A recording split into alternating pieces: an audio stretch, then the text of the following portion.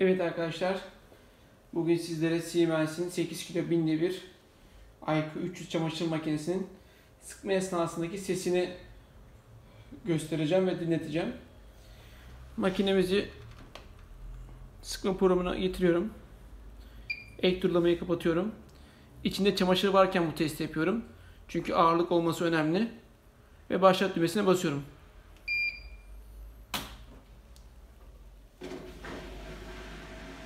Sıkma sesini iyi dinlemenizi istiyorum. Sizler de kendi evinizdeki makineyi karşılaştırabilirsiniz. Sizi makinenin sesiyle baş başa bırakırım.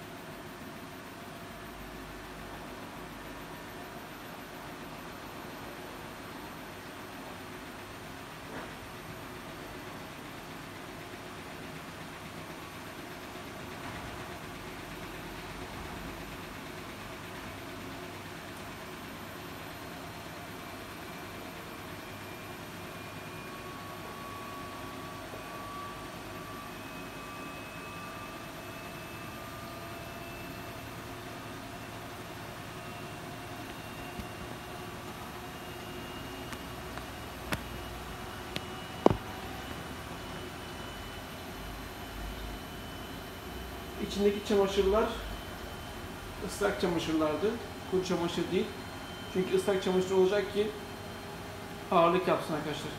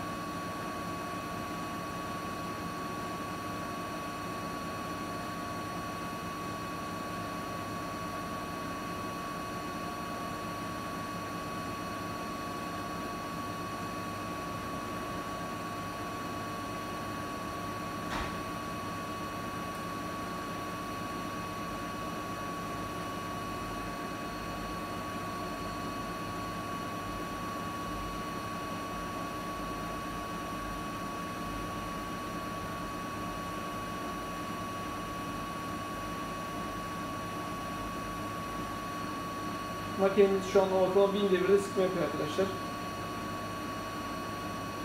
Bu makinede hiçbir şekilde herhangi bir sorun veya arıza yok. Sizlerin makinenizde şöyle sorun olabilir. Tak tak tak tak tak tak tak diye bir ses geliyor olabilir. Böyle bir ses varsa amortisörler arızalıdır. Helikopter kalkar gibi ses geliyorsa o zaman da rulmanlar arızalıdır. Yani halk dilinde bilyeler diyorlar. Bilyeler de almış olabiliyor. O bilyelerin değişmesi, yani rulmanların değişmesi gerekebilir. Eğer rulmanlar dağınırsa. Fakat yeni makinelerde rulman tek başına gelmiyor. Kazan komple geliyor.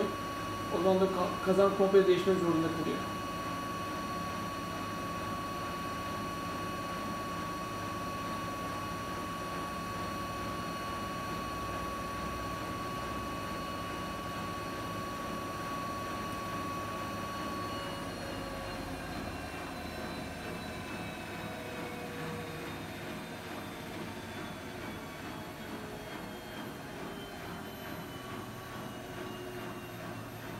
Makinemiz sıkma işlemini bitirdi sayılır. Şimdi kazan duracak. Son 3 dakikada kazanı sağa sola çevirecek içindeki çamaşırı açmak için. Bu sayede daha az karışık şekilde sizlere çamaşır teslim edecek. Umarım sizler için yararlı bir video olmuştur.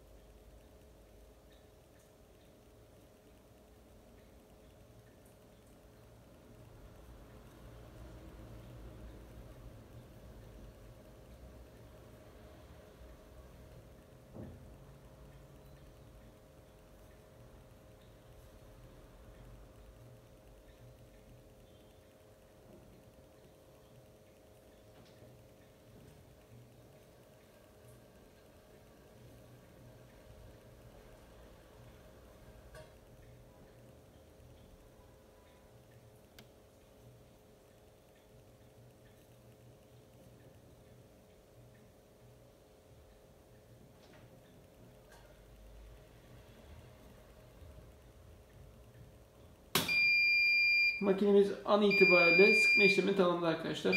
Hepinize iyi seyirler.